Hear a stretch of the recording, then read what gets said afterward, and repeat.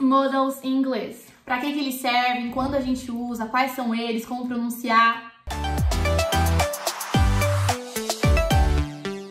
Hey, gêmeos e gêmeas! Aqui é a Bi e aqui é a Gi e nós somos as gêmeas do inglês. Teachers especialistas em descomplicar o inglês para você falar de uma vez por todas. E olha só, aqui pelo canal a gente já fez um vídeo falando sobre verbos modais, inclusive um vídeo que explicou a diferença entre could, should e would. Mas agora chegou a hora de falar sobre esses verbos modais, ou seja, verbos que a gente usa para falar de uma habilidade, de uma possibilidade, de um conselho no passado. Pra que a gente usa eles no passado, Gi? Pois é, gente, a gente usa eles no passado para as seguintes coisas. O could no passado fica could have, e a gente usa para falar de coisas que a gente poderia ter feito.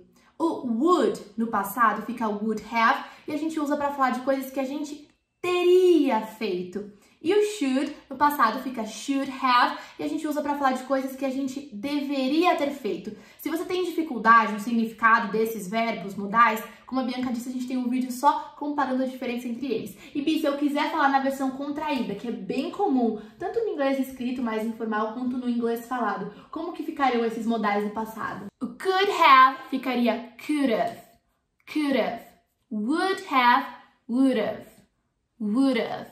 You should have, should have, should have. E se você percebeu aqui pela explicação que a Gi deu, se você foi conectando os pontos, você percebeu que esses três a gente basicamente usa para ficar ali matutando e pensando como seria fazer algo que aconteceu no passado de forma diferente. Eu gosto de brincar que a gente usa os past modals para ficar reverberando coisas que aconteceram e não tem como a gente mudar. Ah, eu teria feito tal coisa, ah, eu deveria ter feito tal coisa, eu poderia ter feito tal coisa. Exatamente, é para isso, para você ficar falando sobre coisas no passado que não tem como você mudar, mas você quer ficar analisando, né, o que você poderia, deveria, conseguiria ter feito. Vamos para os exemplos? Vamos para os exemplos. Antes, se você ainda não é inscrito no canal, já se inscreve pra gente continuar compartilhando dicas aqui e já deixa o seu like, tá bom? Não esquece de ativar o sininho também e fazer o trabalho completo. Bora para os exemplos então com could have.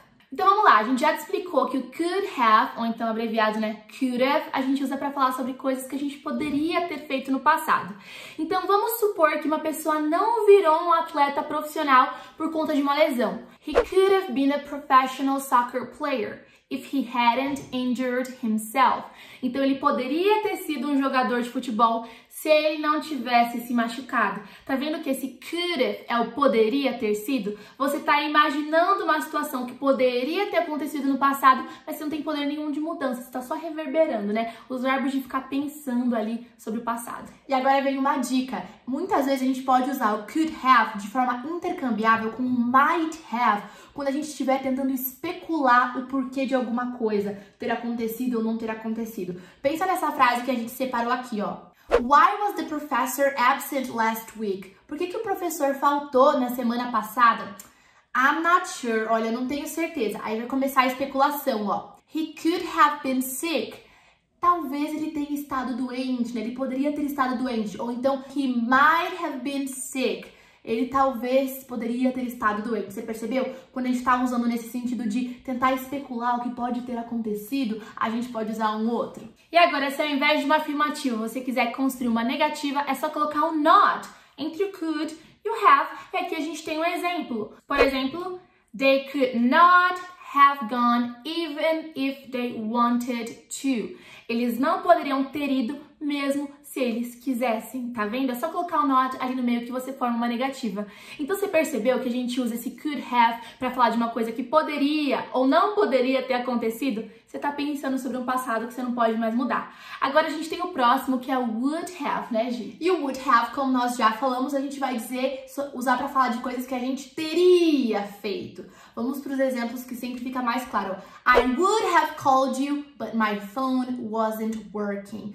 Eu teria te ligado, I would have called you, eu teria te ligado, mas o meu celular não estava funcionando. Você percebeu que é bem diferente de eu falar I would call you, eu te ligaria, ou então I would talk to you, eu falaria com você. Eu tô falando que eu teria te ligado, de fato eu teria te ligado se não tivesse acontecido esse problema aí com o meu celular. Olha outro exemplo. We would have caught our flight if we had arrived on time. Então, nós teríamos pego o nosso voo se nós tivéssemos chegado a tempo. Pressupõe aqui que a gente não chegou a tempo, então a gente não pegou o voo. Mas nós teríamos pego esse voo, pegado.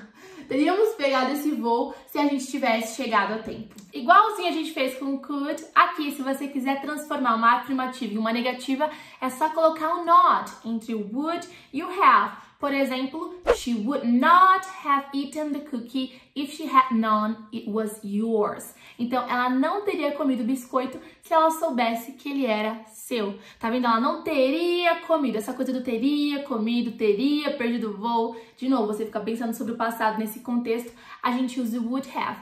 E aí, por fim, a gente tem o meu preferido, que é o should have. Esse é realmente para você ficar remoendo lá, né? Pensando o que você deveria ter feito, que tal pessoa deveria ter feito, tudo bem? E de novo, vamos para os exemplos que falam mais do que 1000 palavras. I'm sorry that I'm late for work. I should have woken up earlier.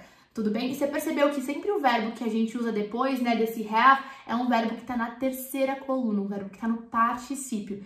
Então, I'm sorry that I'm late for work. Nossa, 1000 desculpas, me perdoe que eu estou atrasado pro trabalho. Eu sinto muito que eu tô atrasado pro trabalho. I should have woken up earlier. Eu deveria ter acordado mais cedo.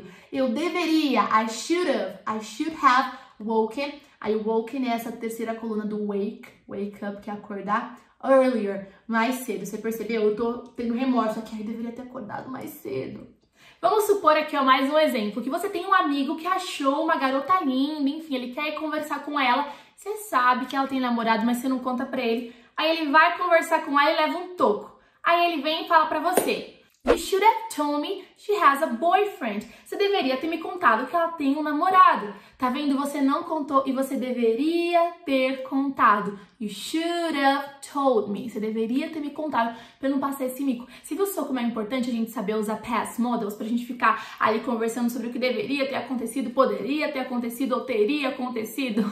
E pra falar na negativa, a regra permanece a mesma. Entre o should e o have, você enfia o not no meio. Pensa nessa frase, eu fiquei muito irritada e eu gritei com a Bianca, aí depois eu chego arrependido e falo, ai, perdão, eu não deveria ter gritado com você. Eu falo assim, ó, sorry, I shouldn't have yelled at you. Sorry, I shouldn't have yelled at you. Esse sorry, I shouldn't, nada mais é do que I should not have yelled at you. Eu não deveria ter gritado com você, sorry. But that's okay. E aí, você gostou de aprender um pouco mais sobre past models? Você viu que não é nenhum bicho de 7 cabeças, né? Nenhum bicho de 7 cabeças, e eu espero que tenha ficado bem claro o uso de cada um desses 3 past models. Eu também quero de novo reforçar o convite para você assistir o vídeo em que a gente compara esses 3 verbos modais, e aí não como past models, como verbos modais mesmo, né? O could, would e o should. Não se esqueça de deixar o seu like, de curtir esse vídeo, se inscrever no canal, comentar aqui embaixo praticando, porque aqui é #AprendeAplica. E a gente se vê no próximo vídeo. Take care!